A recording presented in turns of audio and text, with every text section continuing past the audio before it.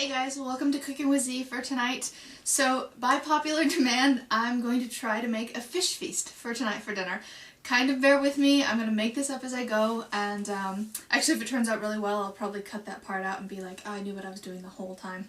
So, yeah, let's get a bit to what you need, but first, something really exciting. Look what they had at the grocery store! I don't know if you had these like when you were a kid, they're like the really unhealthy sugar-coated cereals, and I had them at the grocery store and I was like, husband, look, can I have it, can I have it? You know, like when you're little and you ask your mom like, oh please mommy, buy me, buy me, buy me, and mom's like, no, it's not healthy, and he's like, if you want it, buy it, I don't care. So I got my like candy-covered cereals. So I felt like, yay, like a little kid, I was very excited. What you need: a lemon, dried dill, olive oil, some kind of vegetable. I'm going to use broccoli. You can use whatever kind you want. I'm going to try to make a sauce for it. So we've got some kind of like sour cream or cream fresh. Norwegian, it's lettrømme. Then you're going to have Cous Cous. Major ingredient of what you need in a fish feast is a fish. Isn't he pretty? He's a huge, huge salmon. So, what we need to do is clean him a little bit, and then we're going to start filleting him. So take your fish out of the bag. Oh yeah, I use gloves. You don't need to use gloves, but when you deal with fish, usually your hands smell like fish, and I have kind of long nails, and then I get like fish stuff inside my nails, and then my hands just stink. So I use surgical gloves to do with fish, so then my hands keep smelling nice. First thing we do is take our knife and put it behind the fish's head and push down until you can feel that you got to his spine. And then I cut through.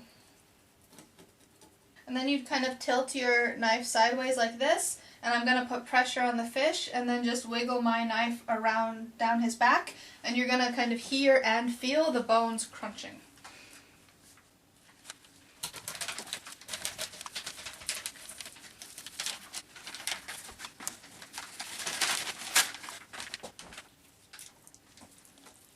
And then you have a really, really pretty fillet like that. Seriously, how impressed are you? So, I'm just going to set him kind of to the side, and we'll do the other part of him. I know I left some meat on there, but I'm going to scrape that off. You turn your fish over, lift up his front fin like this. Again, put the knife down, put some pressure on him, and start cutting your knife through until you get to his bone, to his spine. The smoother your strokes when you're going down, the nicer your fillet is going to look. If you kind of like stop and start and stop and start, then this won't look as smooth.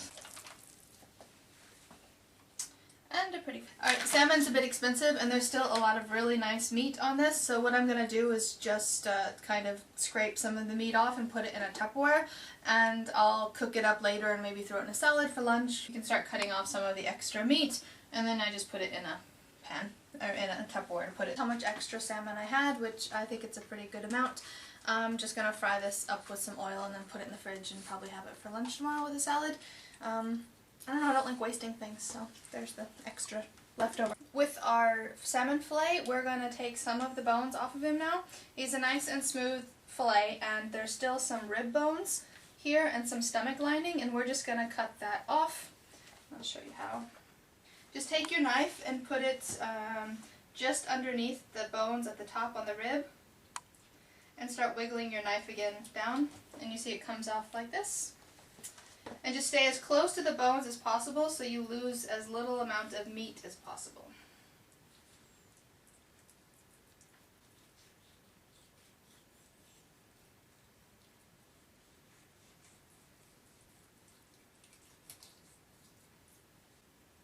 But you really need to cut away this part of the stomach lining. It doesn't taste very good. And then I'll do the rest of that in a second to cut everything else off. And I'm going to take some tweezers and pull out the bones. You can feel them, they're just above the center section of him here. And just take your tweezers and pull it out like that. Yeah. And then I also have a pair of cooking scissors here for this kind of fin at the top here and some of the skin. If you can cut it with a knife as well, but I think it's a bit easier just to cut it like this. A bit lazy and a bit easier.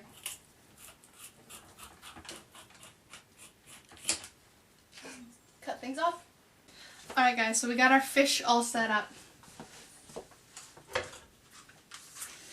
So I'm doing my best to make sure this looks like a fish feast, so we're going to keep his head in the So put him in a big baking dish so he looks like a whole fish. Now we're going to take our lemon and just slice it into some pieces. And you'll need your olive oil, salt, pepper, and dill. Slice your lemon into thin wedges like this. I said onion before.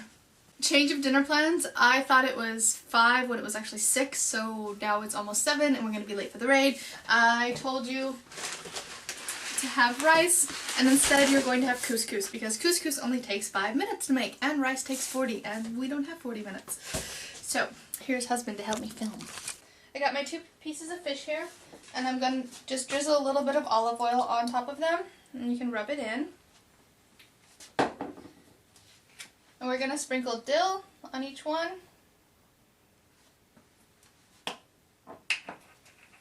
Salt. And some black pepper.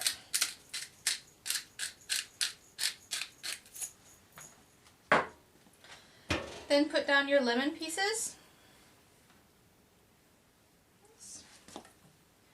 I'm going to fold him on top. And put lemon pieces on the top here.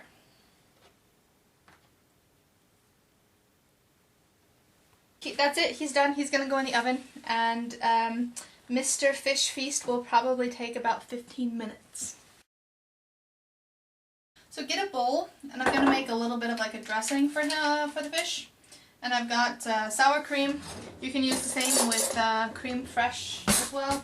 With your dip here, that's basically what it is. It's kind of just a dip. So I'm putting in the same flavors that I put on the fish, which is the lemon juice, dill, salt, and pepper.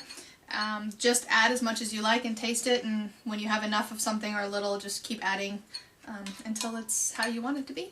We're going to make Cous Cous now. Cous Cous is like a 1-to-1 ratio, so 1 cup of water to 1 cup of Cous Cous, which always says on the pack.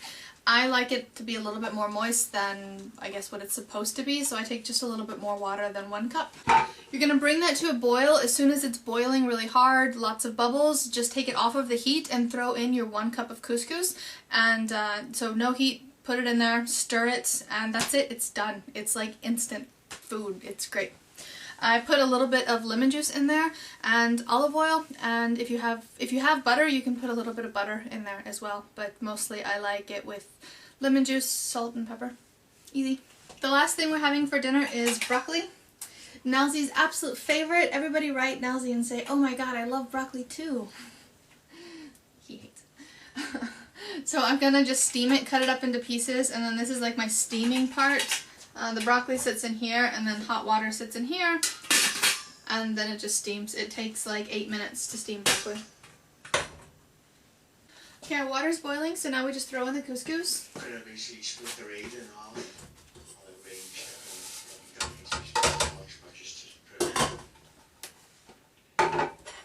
And take a fork and just stir it around.